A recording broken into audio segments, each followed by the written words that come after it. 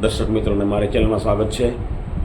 મિત્રો, ઝાઝા સમયે વિડીયો બનાવ્યો છે, શોર્ટ વિડીયોને હું બધું મૂકું છું, પણ જે અધર્મને માર્ગે ચાલે, પાપને માર્ગે ચાલે અને છેલ્લે કેવી દશા થાય, શાસ્ત્રોમાં જે લખેલું છે એ પ્રમાણે દશા થાય ત્યારે આપણે બહુ જ અફસોસ થાય કે સમાજ કયો માર્ગે જઈ રહ્યો છે. પણ મેં જેટલા વિડીયો મૂક્યા એમાં કોઈ વિવર્સ નથી આવ્યા, માણસો એ બહુ ઓછા જોયા, એટલે મેં કંટાળીને બંધ કર્યા. ક્યારેક મૂકું છું પણ મારા મન મનાવવા પૂરતા. એનું કારણ છે કે અધર્મને માર્ગે જાઓ એટલે દુઃખ આવ્યા વગરનો રહે. એમાંનો હું પણ એક એવો છું કે અધર્મને માર્ગે ગયો તો એ ક્યાં દુઃખ આવ્યા છે, હજી પણ હું ભોગવું છું. પણ વાત આપણે મૂકી દઈએ, જે અધર્મની વાત છે એ જ હું કહું છું. વાત એમ હતી, આજ મેં વિડીયો જોયો ને, જો ભાઈ હું કહું છું, જીવ મારે જીવ હિંસા ન કરાય. શ્રીમદ ભાગવત પહેલો સ્કંદ 17મો અધ્યાય તથા 11મા સ્કંદમાં લખેલું છે. બીજા નંબરમાં આ એક મચ્છેરાનું દ્રષ્ટાંત છે. મચ્છિયારો મચ્છીમારી કરવા જતો તો દરરોજ એનું મચ્છીમારી કરીને ગુજરાન ચલાવતો, બરાબર. ગુજરાન ચલાવતા એને એક દિવસ સોનેરી માછલી મળી. સોનેરી માછલી મળી એટલે ખુશખુશાલ થઈ ગયો કે આમાંથી તો કરોડોપતિ બની જાય એવી સોનેરી માછલીની કિંમત હશે, એવું હશે કદાચ. એટલે કિંમતી માછલીની તો બધે છે જ કિંમત, એવી વાત થાય છે. હજી કહું, ખાવાની નથી, આપણે ખાવાની નથી ને હું તો ના જ પાડું, જીવ મારીને પકડાઈને મરાય નહીં ને ખવાય નહીં. એટલે એ માછલી લઈને ખુશખુશાલ થતો જતો હતો ઘરે. રસ્તામાં એક માથાભારે માણસ મળ્યો. એ આ માછલીની કિંમત જાણતો હતો એટલે આને પકડી મારી દબાવી બીવડાવીને માછલી લઈ લીધી, બરાબર. એટલે આ નિરાધાર માણસને સીધો માણસ હતો એટલે કંઈ બોલી ન શક્યો, પણ એના મનમાંથી જે ભગવાને પ્રાર્થના કરી હોય અને એ પણ ઘેરે વહી ગયો. ને આ જ્યારે માછલી લઈને હાલતો થયો ને માથાભારે માણસ, પણ એ માછલી જીવતું હશે એટલે એને બટકું પડી લીધું કે ને આ માથાભારે માણસને. એટલે એને કંઈક બહુ ધ્યાન ન આપ્યું, પાટો વાળી લીધો અને માછલી વેચીને કરોડોપતિ થયો. ટૂંકા જ સમયમાં કરોડોપતિ થઈ ગયા. પછી ટૂંકા જ સમયમાં એ માછલી જ્યાં કરડી હતી ને બટકું ભર્યું હતું એનો સડો બેઠો. એને દ્રષ્ટાંત છે, આ દ્રષ્ટાંત મગજમાં રાખજો. મેં વિડીયામાંથી જોયું ને એટલે હું તમને કહું છું. એટલે સડો બેઠો એ ડૉક્ટરને કીધું કે ડૉક્ટર કાંઈ ત્યાં આંગળી કાપી નાખી. આંગળી કાપી નાખી. થોડાક દિવસ ત્યાં તો સડો હોય એટલે ડૉક્ટરે કીધું કે કાંડા આવ્યો એટલે આપણે કોણીથી કાપી નાખીએ. તો કે કંઈ વાંધો નહીં, કોણીએથી કાપી નાખ્યા. પણ તે છતાં એ સડો બંધ ન થયો અને ખંભેથી કાપ્યો હાથ પાછો ચોથી ફેરી. ખંભાથી પણ સડો ચાલુ થઈ ગયો. પછી તો એને એમ થયું કે મેં આ નિરાધાર માણસનું દબાવીને લીધું, એનું આ પરિણામ ફળ આવ્યું. એટલે એને અફસોસ થયો, પસ્તાવો થયો.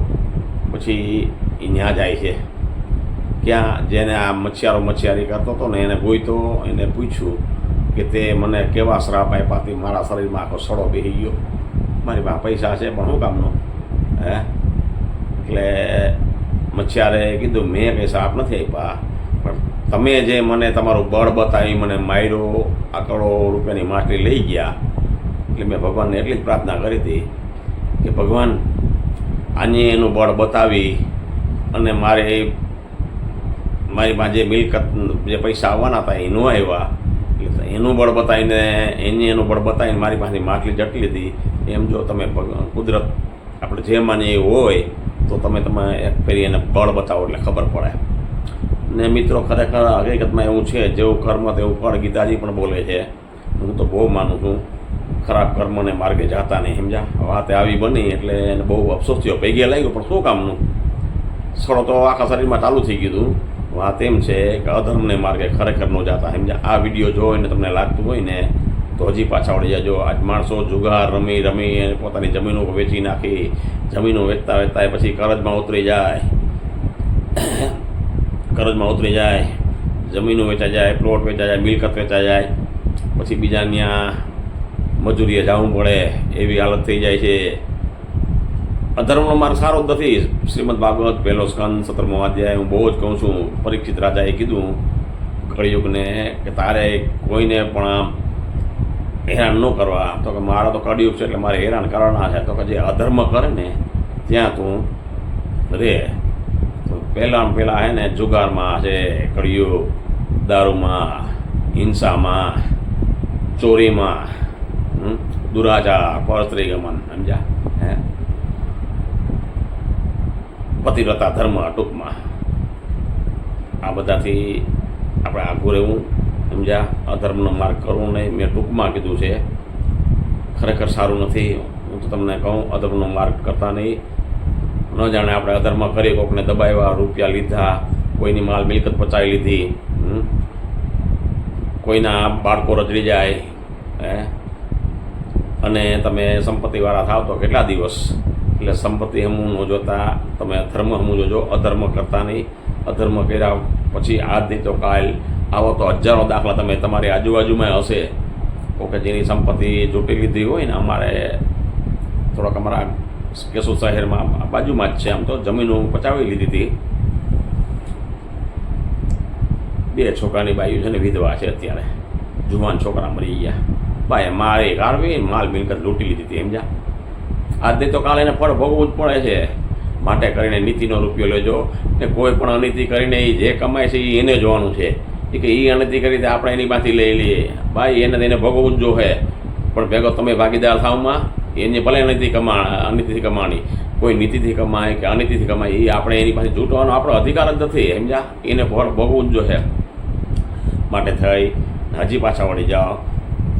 અંતમાં એટલું કહું છું કે તમારું વાહન લઈને નીકળો ત્યારે ગલી, 4 રસ્તા આદિ વાહન, મારો તો મુખ્ય વાહન ડ્રાઇવિંગનો ધંધો રહ્યો એટલે મને ખબર છે.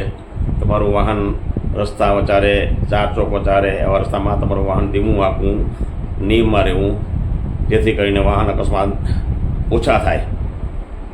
વાત સમજાય ને. ગલીઓમાં તમે સોસાયટીમાં નીકળતા હોય ને તમારું વાહન આડાવડું હાંકો તો કેવી તકલીફ થાય. જોઈ આગળનું બીજી ગલીમાંથી બીજું વાહન એટલે પટકાઈ જાય. સિંગલ પટ્ટી હોય એમાંય તમારું વાહન બેફા માંગો તો શું થાય. વાત મુદ્દાની એ આવે કે તો તમારું વાહન ને બીજું અધર્મને માર્ગે ન જતા, કોઈની મિલકત જટતા નહીં, નકર આદિ તો કાલ પસ્તાવું રહે. તો ચાલો, જય હિન્દ, જય ભારત, જય ભગવાન.